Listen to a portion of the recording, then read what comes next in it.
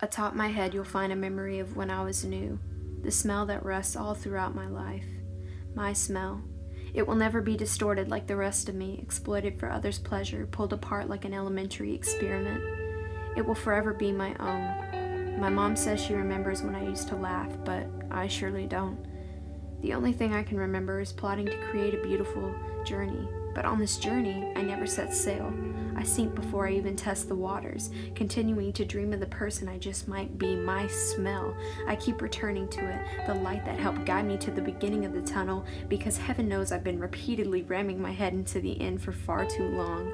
And what I didn't realize was that I was rubbing that precious memory away. My smell creeps up on my mind, just like that man who hurt me ever so lovingly. My smell has been seared into the minds of my personified insecurities. My smell that finds my purity, keeps me alive, consoles my mother, and tears a hole in my gut bigger than my lust for procrastination. But soon my ship will set sail, away from you. You know who you are, so backwards you thought it was okay to know my scent without knowing the significance of my being. My smell is not for you.